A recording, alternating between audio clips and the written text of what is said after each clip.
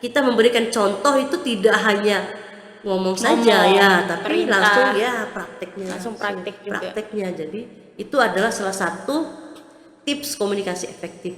Kita langsung memberikan contoh kepada anak-anak kita atau kepada siapapun gitu ya. Jadi kita mencari pasangan hidup itu yang setara. Setara itu yang kita nyambung. Iya, Ya. frekuensi. Iya, kita nyambung dalam berkomunikasi. Benar.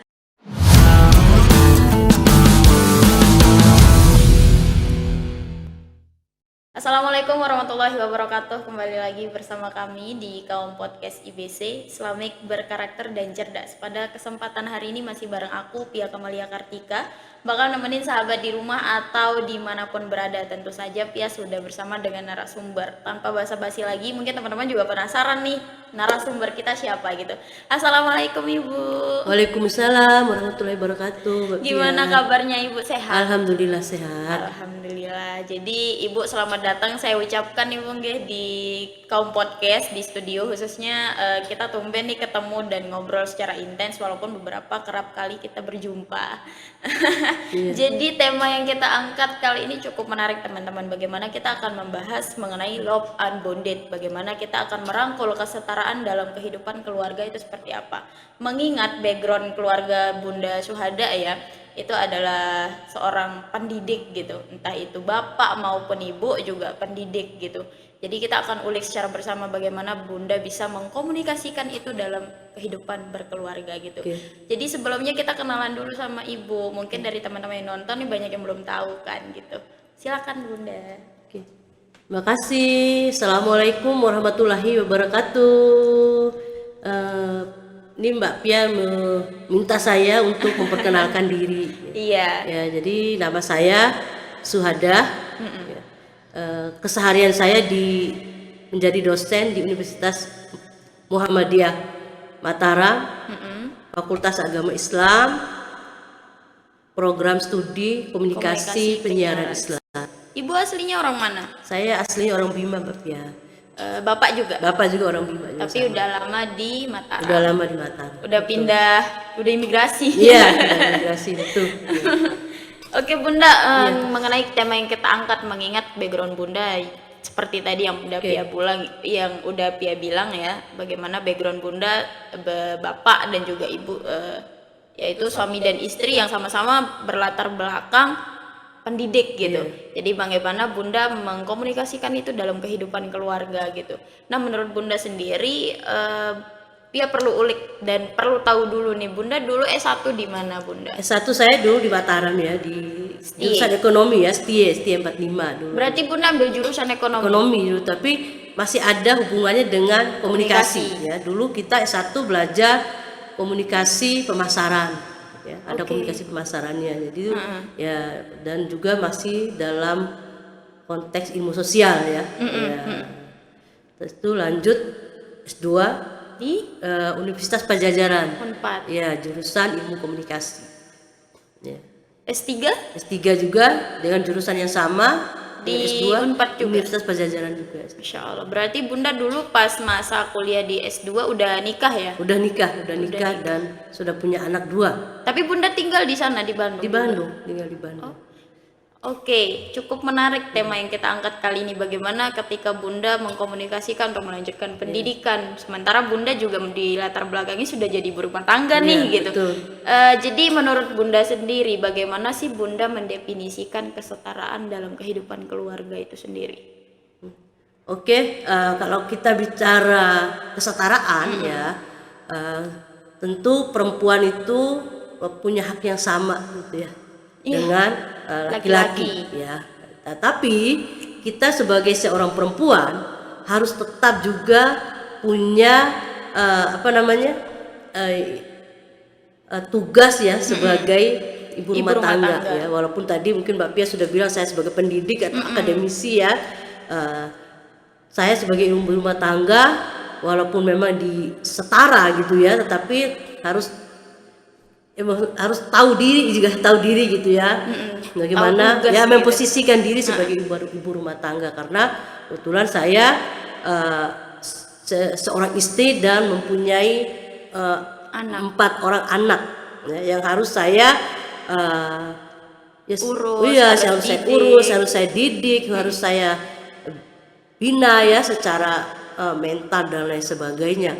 Jadi bagaimana saya cara bisa membagi itu? Jadi yang pertama saya harus memanage ya waktu. Manage waktu, Iya. ya. Memanage waktu, kapan waktu untuk rumah tangga, kapan waktu untuk kampus. Iya. Jadi sebelum kita melangkah ke kampus, kita selesaikan dulu urusan domestik di rumah tangga. Benar-benar. Ya, jadi semua sudah selesai. Ya, Bismillahirrahmanirrahim, kita ke kampus ya, bertemu dengan kalau di rumah dengan anak-anak ya, dengan suami. Kalau di kampus kita ketemu dengan mahasiswa-mahasiswi dan Banyak orang. ya rekan-rekan dosen ya, teman-teman Oke, yang menurut lainnya, Bunda seperti itu. sendiri di luar konteks rumah tangga, sebelum masuk jenjang ke pernikahan, apakah kita nih semasa usia-usianya Pia misalkan, menurut Bunda sendiri kesetaraan itu perlu nggak sih? Misalkan dalam segi kesetaraan pendidikan khususnya, kayak apa ya, istilahnya nih dua orang nih, itu istilahnya dalam jangka waktu yang panjang, kita akan dua orang ini akan mendidik generasi-generasi yang akan datang. Apakah perlu Bunda untuk dalam konteks menjalin hubungan yang lebih serius, apakah perlu sih kesetaraan dalam misalkan kayak pendidikan atau apa gitu? Banyak sekali soalnya stigma yang ketika kita sudah berada dalam masa pernikahan atau setelah berhubungan dalam kehidupan keluarga gitu istilahnya. Misalkan kita dihadapkan pada posisi misalkan si cewek yang lebih tinggi, kemudian si cowok kurang, kan itu juga menjadi masalah dalam kehidupan keluarga. Apakah menurut Bunda sendiri kesetaraan itu perlu nggak sih, baik itu dari material, pendidikan atau apa gitu? Oke, jadi kesetaraan itu kita lihat dari konteksnya dulu. Iya. Ya, dari fenomena yang terjadi di dunia kehidupan sosial itu banyak juga ya. Ada beberapa ada beberapa standar ya, tergantung dari keluarga itu sendiri. Biasanya keluarga itu yang selalu punya standar. Ya, anak saya S1 harus menikah dengan kalau bisa S1, kalau enggak S1 bisa S2 gitu. Itu standarnya. Tetapi ada juga keluarga yang nggak apa-apa. Iya, gitu. nggak apa-apa ya. Yang penting mungkin sudah punya kerjaan, sudah mapan walaupun belum gitu. Jadi ada juga ya contoh-contoh yang lain juga yang tidak setara juga gitu. Tapi dalam konteks kehidupan sosial mereka bisa berhasil juga. Walaupun mungkin dari yang istrinya S2, suami S1 ya. Tapi dalam konteks kehidupannya, dinamika rumah tangganya mereka, yang laki dituntut misalnya kalau udah bekerja mungkin untuk S2, pasti nanti akan bisa mengikuti melanjutkan S2-nya. Jadi jangan sampai hal-hal yang seperti itu menjadi patokan. Iya, patokan, menjadi batu sandungan gitu ya, sehingga jodoh itu bisa ditunda gitu ya. Benar-benar. Kalau yang penting ada komitmen, komunikasi, kesepakatan awal seperti apa. Mungkin seperti yang dilakukan oleh artis-artis itu ya, ada perjanjian pranikah misalnya. Ya tergantung mau mengikuti apa tidak gitu ya, sehingga jangan sampai nanti keluarga itu hanya berpatokan pada itu saja, tidak. Benar. Nanti kan rezeki setelah menikah itu akan berbeda sebelum menikah. Punya anak beda lagi rezekinya kalau dalam konteks agama ya. Jadi seperti itu. Jadi jangan sampai kesetaraan itu ya, kesenjangan itu mengganggu dalam proses kehidupan berkeluarga, kehidupan sosial. Iya, kehidupan sosial seperti itu. Penting sekali ya Bunda hal-hal seperti itu. Harus saling memahami ya, konteksnya harus saling memahami. Ya, ada kesepakatan, ada komunikasi yang dari hati ke hati. Ya, kita harus nanti ke depannya seperti apa. Ya, kita punya perencanaan tetapi juga tidak terlalu saklek gitu ya. Yang harus sampai menghambat setiap proses itu gitu. kan kita tidak tahu rezekinya rumah tangga itu pasti berbeda-beda. Benar-benar. Nah kalau dari Bunda sendiri mengingat apa yang Bunda sempat singgung sedikit kayak artis-artis kan melakukan betul. perjanjian pranikah. Kalau Bunda sendiri dulu melakukan itu nggak sebelum nikah? Maksudnya gini, secara kan kita melihat ya tantangan-tantangan umum yang dihadapi masyarakat ketika memasuki hubungan pernikahan gitu istilahnya. Banyak stigma-stigma yang mengatakan cewek nggak usah kerja, kamu di rumah aja ngurus anak istri gitu. Ngurus anak istri, sorry, ngurus anak sama suami gitu ya. Kemudian bagaimana Bunda? Apakah dulu memang sebelum nikah Bunda sempat mengkomunikasikan dengan Bapak, besok setelah nikah aku harus tetap kerja, aku nggak mau diam di rumah aja. Apakah Bunda seperti itu? Bagaimana? Oke, karena Mbak Pia meminta cerita Cerita pengalaman nih, saya, histori dulu historinya. gitu ya. Ya, dulu itu kita masih sama-sama S1 nikah itu. Jadi kebetulan Bapak juga masih S1, saya masih S1. Dan tadi pertanyaannya ada perjanjian pranikah enggak? Tidak ada. Nggak ada. Tidak ada perjanjian. Kita masih konvensional zaman itu, ya. Jadi masih konvensional. Jadi ya berlaku seperti apa adanya aja. Jadi setelah S1 ya sejalan karena Bapak kebetulan beliau akademisi yang tuntutannya tentu harus tidak S1 saja ya, harus S2, S3. Iya. Nah, akhirnya setelah melahirkan anak pertama, kami memboyong semua keluarga ke Bandung ya, betul. Bapak juga ikut Bandung ke juga, Bandung. Tapi sama. Bapak kan kerja dulu Bunda. Iya, di kan tugas belajar. Iya. Di tugas belajar S2 terus saya ikut kan dengan anak saya sampai sekolah TK, SD di anak yang saya pertama di Bandung. Bapak bilang S2 aja katanya. Daripada di rumah gitu kan, ya akhirnya saya ikut S2 gitu kan, saya S2 juga gitu. S2, Bapak waktu itu S3. Ya, jadi setelah Bapak selesai S3, saya selesai S2. Alhamdulillah kami balik lagi ke Lombok ya, mengabdi lagi. Saya mengabdi di beberapa kampus. Setelah terakhir di kampus ini ya, dan kebetulan juga pernah menjadi komisioner Komisi Penyiaran Indonesia Daerah Nusa Tenggara Barat 2 periode waktu itu. Masya Allah. Ya. Jadi banyak sekali ya Bunda diberikan, maksudnya Bapak juga selaku suami nggak memberikan sudut pandang yang sempit nih untuk harus diam di rumah aja kalau sebagai istri gitu. Yang penting tahu kewajiban dan tahu tugas gitu Bunda ya. Terus kemudian Bunda langkah-langkah praktis lah yang Bunda hadapi ketika memasuki dunia kehidupan keluarga. Langkah-langkahnya Bunda itu seperti apa sih untuk melakukan tanggung jawab sebagai istri gitu, kemudian tanggung jawab sebagai dosen di pekerjaan itu seperti apa?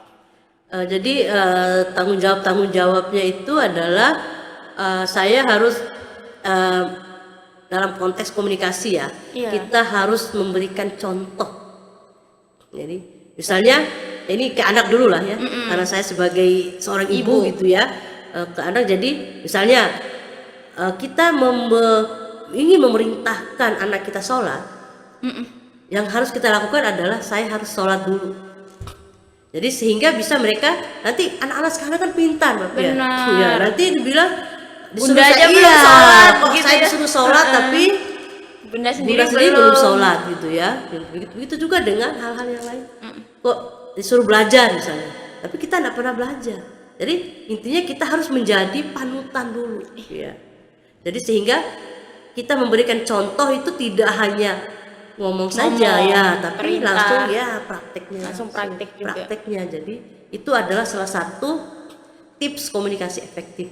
Kita langsung memberikan contoh kepada anak-anak kita atau kepada siapapun gitu ya. Jadi kita menjadi tauladan dulu gitu, walaupun tauladan ya tentu dari manusia yang tidak sempurna ya gitu. Jadi benar-benar ya memberikan contoh yang baik dulu ya, terutama kalau dalam konteks keluarga, dalam anak gitu kita memberikan contoh seperti itu. Jadi kalau mau memang disuruh sholat, kita sholat dulu sendiri. Jadi itu salah satu tips parentingnya Bunda juga ya. Yang itu yang saya lakukan. Ya. Memberikan teladan dulu, tindakan dulu yang dilakukan oleh Bunda, baru memberikan perintah terhadap anak. Nah kemudian kalau untuk waktu, misalkan dalam keluarga, mengingat Bunda sebagai akademisi atau pendidik gitu, waktu yang dihabiskan di keluarga itu sekiranya di luar jam kerja, misalkan Bunda kerja dari pagi sampai kadang sore Bunda ada ngajar kan. Nah, untuk timing waktu untuk keluarga dan anak itu seperti apa? Misalkan momen-momen anak lagi belajar nih, apalagi masa pertumbuhan di anak yang seusia yang masih kecil atau masih dini. Itu gimana Bunda? Kalau untuk ngatur waktu untuk timing belajarnya anak-anak, ngasuh anak-anak, parenting untuk anak-anak gimana? Dan Jadi jadi waktunya itu kita usahakan jadi biasanya itu pada waktu maghrib ya, malam gitu ya. Jadi kita ngobrol biasanya di meja makan, sambil ngobrol apa saja masalah di sekolah, tadi belajar apa gitu ya, udah sholat belum dan lain, udah ngaji gitu. Kita mengingatkannya pada saat itu ya, karena tadi anak-anak juga punya kesibukan, aktivitas sendiri gitu ya, belajar, sekolah dan lain sebagainya. Jadi kita memanfaatkan momen-momen yang sedikit itu tapi bisa memberi makna yang sangat luar biasa gitu ya. Jadi tanya semua perkembangannya seperti apa kebutuhannya dan lain sebagainya, seperti itu. Dan kebetulan pada saat juga ngantar jemput sekolahnya, kita di mobil ngobrol juga, cerita seperti apa perkembangannya, apa yang harus perlu dibenahi, apa yang harus ditingkatkan dan lain sebagainya. Itu salah satu hal-hal yang bisa membuat tadi ya komunikasi efektif itu dengan anak dan keluarga, seperti itu. Nah, dari anak-anak Bunda sendiri, anak-anak lebih dekat sama siapa nih? Bapak apa Bunda? Dua-duanya ya. Dua-duanya dekat, terbuka ya? Iya, terbuka semua. Jadi ya apapun itu, jadi mereka kalau punya masalah apapun pasti selalu bercerita ya. Tapi kalau memang bercerita apapun masalah di sekolahnya ke saya, bisa ke Bunda ya, ke mamanya gitu. Selalu cerita apa masalah ini, masalah itu, temannya, prestasi dan lain sebagainya, itu pasti yang cerita duluannya ke saya. Bunda. Ya. Nanti saya ceritakan. Kedekatan emosionalnya juga lebih ke Bunda ya. Iya. Kadang banyak nih keluarga secara komunikasi juga agak kurang gitu. Jadi untuk hal-hal yang kayak dirasa isi hati atau perasaan agak sulit diungkapkan nih dengan keluarga, jadi lebih banyak waktu ke teman atau apa gitu. Nah, kemudian Bunda, apakah pendidikan dalam keluarga Bunda itu harus penting banget nih untuk bagaimana dinamika atau stigma tentang kesetaraan gender itu berpengaruh nggak sih tentang terkait pendidikan gitu? Gimana Bunda? Iya, saya ya, keluarga saya terutama gitu ya, pendidikan itu ada nomor satu. Saya selalu menanamkan ke anak-anak saya gitu ya, kalau harta itu gampang dicari. Bener. Ya, tapi ilmu itu nomor satu. Nanti ilmu yang harta tuh yang kita jaga, ya, ilmu tuh yang akan menjaga kita. Ya kan, jadi saya selalu menanamkan kepada anak-anak saya pendidikan itu yang paling penting. Kalau bahasa kita orang Bima itu biar harta itu ndak ada, ya kita jual semua, kalau ada itu yang penting anak tuh mau sekolah. Itu yang paling penting. Jadi itu yang satu prinsip dalam keluarga kita ya. Jadi pendidikan nomor satu. Kadang banyak juga Bunda yang kita ketahui banyak dari keluarga, dari salah beberapa keluarga, kehidupan rumah tangga gitu, yang memang mereka berkecukupan. Tapi anak-anak nggak mau sekolah gitu kan. Pendidikan lebih baik langsung jenjang karir aja gitu. Tapi kita lihat ke depannya, jenjang karir 10 tahun ke depan kan yang dibutuhin juga orang yang berpendidikan gitu Bunda ya. Nah, kemudian kalau Bunda sendiri dalam misalkan dari Bapak sendiri khususnya, gimana untuk timing Bunda dengan Bapak dan kesibukan sebagai ibu rumah tangga, kesibukan sebagai pendidik atau sebagai dosen, sama dua-duanya nih gitu.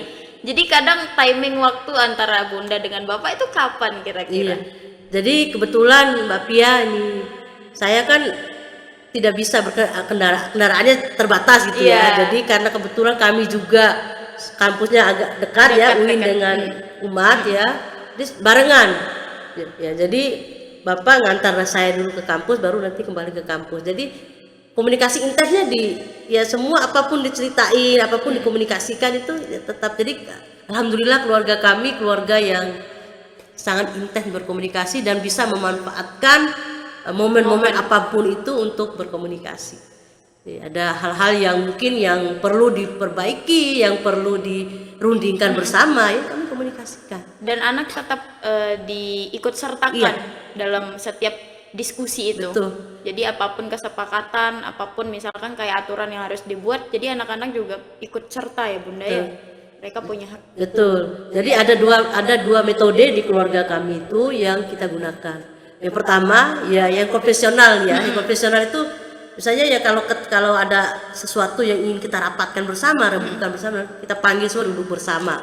Ya, tapi karena anak-anak sekarang sudah ada di luar kota, ya ada dua yang sudah di Bunda luar kota. anaknya berapa? Empat ya? Empat ya. Satu di Bogor, satu di Makassar. Jadi kita sekarang menggunakan media online. Ya bisa lewat kalau ada hal-hal yang urgent yang perlu kami komunikasikan, yang perlu kami rembukan bersama, ya bisa via Zoom, bisa di WhatsApp grup itu kita komunikasikan. Iya, video call, kita cerita-cerita tentang apa itu yang kami lakukan untuk mendekatkan dan intenskan komunikasi walaupun mereka jauh, kita manfaatkan di Media zaman sosial, di zaman teknologi ini ya seperti itu. Jadi sehingga kami walaupun jauh tetap Komunikasi ya itu ada. itu masih terasa dekat gitu ya. Jadi apapun masalahnya tentang kuliahnya anak-anak di sana gitu. Itu yang metode konvensionalnya Bunda ya? Yang konvensionalnya yang kalau ketemu semua di situ ketemu gitu ya. Rapat di rumah, kalau pas ada di rumah semua kita rapat. Ayo misalnya Bapak, ayo semua kumpul di ruang tamu gitu atau di meja makan. Hari kita ini ada salah satu yang harus kita bahas ini. Gimana pendapat anak pertama, kedua, ketiga, keempat gitu ya seperti itu. Diberikan kesempatan untuk memberikan pendapat. Iya. Seperti itu. Dan itu ya tadi kalau yang tadi kita menggunakan teknologi karena kebetulan yang dua ini di luar kota gitu. Jadi ya kita kalau ada apa-apa sekali-sekali kami melakukan video call atau by Zoom gitu ya. Tiap lebaran tuh via Zoom, jadi semua keluarga besar tuh kumpul di situ. Ya. Itu Bunda ya terkait bagaimana komunikasi Bunda antar keluarga gitu. Jadi efektif sekali dan itu sangat-sangat dibutuhkan parenting hal-hal seperti itu untuk anak-anak juga dibutuhkan sekali. Nah, kemudian bagaimana sih Bunda menilai kesejahteraan dalam kehidupan keluarga dapat berkontribusi pada pembentukan nilai-nilai positif pada generasi mendatang itu seperti apa? Jadi hal-hal yang positif ya. Jadi hal yang positif untuk terus sama generasi milenial ya. Ya sekarang ini ya saya berharap kepada generasi milenial ini jangan malu melakukan sesuatu apapun, yang penting itu ada nilai positifnya. Ya. Jadi kita mengikuti perkembangan zaman ini. Jangan sampai kita masih jalan kaki, sudah naik pesawat kita jalan kaki. Tapi karena apa? Karena kita tidak mengikuti perkembangan arus positif tentunya ya. Jadi kita manfaatkan. Misalnya sekarang jualan kan tidak perlu jual secara konvensional ya. Tinggal dipromosikan di media online, media sosial seperti itu. Itu intinya jangan mau jangan tidak mau ketinggalan zaman, jangan tidak mau mencoba, tidak mau berikhtiar, sehingga apapun yang dilakukan itu adalah positif. Dan yang paling utama sesuai dengan passion kita. Benar. Ya, sesuai dengan keahlian, skill, ya kemampuan dan kenyamanan kita.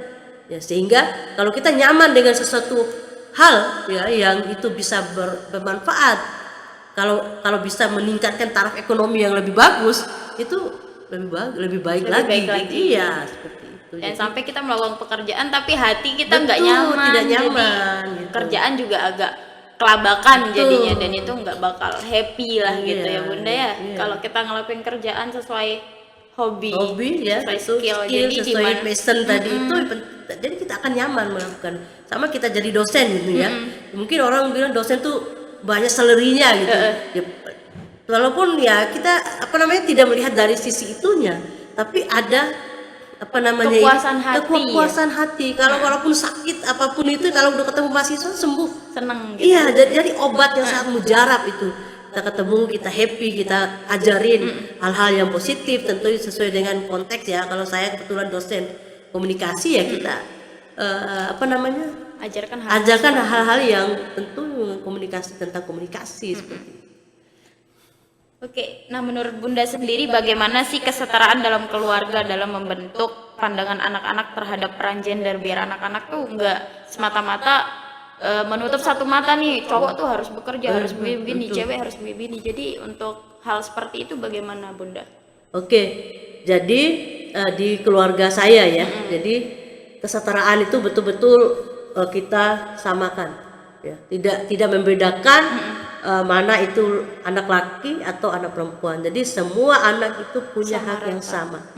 Ya, walaupun mungkin dalam konteks agama misalnya dalam konteks warisan mungkin ya, Iya. warisan itu kan laki-laki Lebih banyak. lebih banyak dari perempuan. Tapi kita saya dan keluarga saya selalu menyamaratakan baik laki dan perempuan punya hak yang sama. Karena anak-anak sekarang beda dengan anak yang dulu, mungkin yang manut gitu yang iya aja. Kalau yang sekarang luar biasa perpintar protesnya Mbak Pia. Jadi kita jadi disitulah kita tanamkan kesetaraan itu. Benar. Ya, jadi kalau beli misalnya barang elektronik gitu ya, harus sama, tidak boleh berbeda. Walaupun kita selalu misalnya kakaknya kan mungkin beda ya, kebutuhannya ya beda. kebutuhannya beda, kita menjelaskan karena itu kebutuhannya beda ya, nanti yang kecil-kecil nanti belakangan kayak gitu ya. Jadi tapi tetap dalam konteks kesetaraan tuh perlu kita terapkan dalam kehidupan kita sehari-hari. Jadi sejak kecil udah diterapin. Sudah diterapkan. Jadi kalau makan tuh makan sama gitu, jangan ada perbedaan antara anak yang satu dan dengan anak yang lain. Karena apa? Nanti secara psikologis pasti menjadi beban mental mereka. Orang tuanya si A kok begini ya, si kok kakak begini ya, gini. kakak kok jadi jangan sampai Berpikiran anak itu punya pikiran seperti itu. Jadi kita tanamkan bahwa ibu bapaknya, keluarga orang tua saya gitu ya, selalu menyamaratakan anak-anaknya. Itu. entah itu cewek maupun Cowok sama saja. Itu yang pertama. Yang kedua, kalau dalam konteks pendidikan kami bebaskan kepada anak-anak sesuai dengan tadi passionnya masing-masing. Tidak dipaksakan mau harus seperti ini seperti. Tapi kalau memang kemampuannya si anak 1, 2, 3 dan 4 ini berbeda, kita akan dorong sesuai dengan passion tadi itu. Jangan sampai kita sebagai orang tua ya memaksa anak-anak sesuai dengan keinginan orang tua. Itu hal-hal yang tidak bagus. Jadi kita harus mendorong anak kita itu sesuai dengan apa yang mereka sukai, apa yang mereka keahliannya di bidang itu apa ya. Tinggal kita kembangkan itu sebagai orang tua. Jangan sampai paksaan itu terjadi. Kamu harus jadi ini tidak. Kalau memang itu menjadi passion mereka. Iya, passion mereka, ya skillnya mereka, ya kita dukung apapun itu. Selama itu masih hal positif. Positif dan kalau tadi menghasilkan ya yang positif ya tidak ada masalah. Seperti itu. Jadi kita dukung ya seperti itu. Nah, kemudian bagaimana Bunda mengukur keberhasilan kesetaraan dalam kehidupan keluarga? Apa sih indikator yang membuat kesetaraan itu berhasil diaplikasikan dalam keluarga itu seperti apa gitu? Ya. Indikatornya apa aja? Indikatornya kalau kesetaraan dalam rumah tangga itu ya berhasil ya kalau tadi itu kalau anak-anak kita diberikan kebebasan kesetaraan sesuai dengan kemampuan mereka. Jadi jangan sampai kita berharap dia menjadi sesuatu yang bagus tetapi kemampuan tidak sesuai dengan skillnya dia gitu, passionnya dia, ya bidangnya dia yang dia suka. Kita dukung apapun yang menjadi keputusannya mereka. Karena yang menjalani adalah anak-anak kita. Iya, bukan kita hanya mensupport ya dan mendoakannya saja seperti itu. Jadi biar kesetaraan itu selalu ada gitu. Jadi yang sampai anak punya kesan kita selalu memaksa karena membeda-bedakan karena banyak kasus juga. Benar. Iya, anak yang dipaksa kuliah ini padahal secara passion, secara kenyamanan, secara skill tidak suka dengan apa yang diharapkan orang tua. Biarkan anak-anak itu menjalani sesuai dengan kemampuan dan skillnya masing-masing. Jangan sampai ada kata paksaan dari orang tua. Jadi karena apa? Pasti nanti imbasnya ya psikologis anak itu jadi ya rata-rata mungkin hasil penelitian ya yang tidak berhasil pasti melenceng. Iya, melenceng dari yang seharusnya dia orang tuanya mau ini tapi dia kepinginnya yang ini. Jadi Ya, akhirnya iya, kalau tidak berhasil mungkin tidak ada masalah, bisa mengambil pekerjaan yang ini. Kalau dia sampai ada gangguan psikologisnya, banyak sekali kasus iya, seperti kasus itu. seperti itu. Jadi karena apa? Pasti kalau kita tanya kenapa? Dulu paksaan orang tua. Jadi itu menjadi catatan ya buat kita semua ya yang menonton podcast ini, jangan sampai kita memaksa kepada anak-anak kita. Biarkan anak-anak itu berkembang sesuai dengan passion ya, skillnya masing-masing. Orang tua hanya bisa memberikan support ya, doa ya, sehingga mereka bisa menikmati apa yang menjalankan ya, apa yang sesuai dengan passion mereka. Iya, sesuai dengan mereka suka gitu ya, seperti itu. Dan sampai kita mengharapkan hal-hal yang Di luar di luar anak kemampuan anak itu Mbak Pia, betul. Jangan sampai itu. Oke. Nah, terakhir Bunda, Iya. pesan nih buat kita anak-anak muda, khususnya kayak seusianya Pia nih, Iya. kebetulan yang kayak mereka yang belum nikah nih, Iya, sebelum memasuki jenjang kehidupan rumah tangga gitu. Bagaimana pesan-pesan Bunda nih terhadap kita nih kaum Gen Z, jangan sampai asal-asal nikah tapi padahal belum siap kayak apa gitu, ujung-ujungnya anak juga nanti yang jadi korban gitu. Kira-kira pesannya seperti apa Bunda? Oke. Jadi untuk anak-anak milenial ya yang sudah masuk pada tahap ke jenjang yang lebih serius ya, ke pernikahan gitu. Jadi saran ini kan bisa fleksibel ya. Jadi semua punya punya cerita masing-masing gitu. Jadi intinya adalah kita mencari pasangan hidup itu yang setara. Setara itu yang kita nyambung. Iya, frekuensi. Iya, kita nyambung dalam berkomunikasi. Benar. Iya, jangan sampai kita pasangan kita tidak sesuai dengan apa yang kita sukai. apa yang kita sukai, walaupun itu akan membuat salah satu ya biduk rumah tangga itu menjadi bentrok. Bentrok ya, tidak langgeng gitu ya kalau bahasa pernikahannya itu tidak langgeng. Jadi kita kan berharap pernikahan itu adalah sekali seumur hidup. Sakinah mawaddah warahmah gitu ya. Jangan sampai, sehingga sebelum mendapatkan sesuatu itu kita ada proses. Tentu proses komunikasi yang kita lakukan terhadap siapapun itu calon atau pasangan kita.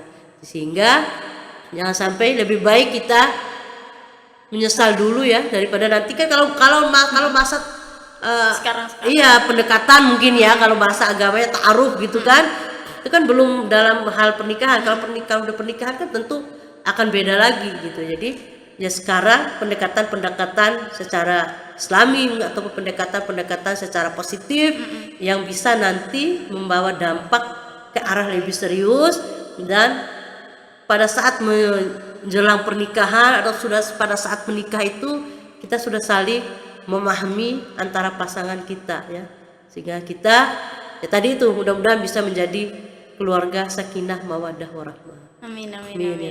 Seperti itu. Terima kasih Bunda ya atas sama-sama. ilmunya, karena ya alhamdulillah teman-teman banyak sekali pengalaman dan pelajaran yang bisa kita dapat dari Bunda, entah itu bagaimana pelajaran parenting yang metode yang dilakukan Bunda dalam rumah tangga, kemudian bagaimana tadi kita sempat obrolin yang kayak ternyata komunikasi itu penting dalam sebuah pernikahan. Pernikahan itu isinya 90% itu isinya ngobrol.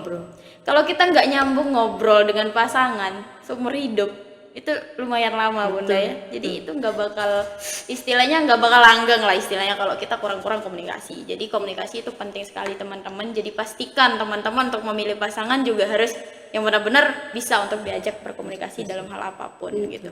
Walaupun itu nanti beda pandangan, beda sudut pandang, pendapat gitu Bunda. Asal dikomunikasikan dengan baik istilahnya. Terima kasih Bunda, salam juga buat keluarga. Terima kasih udah sempat hadir di podcast ini. Terima kasih banyak atas ilmunya juga.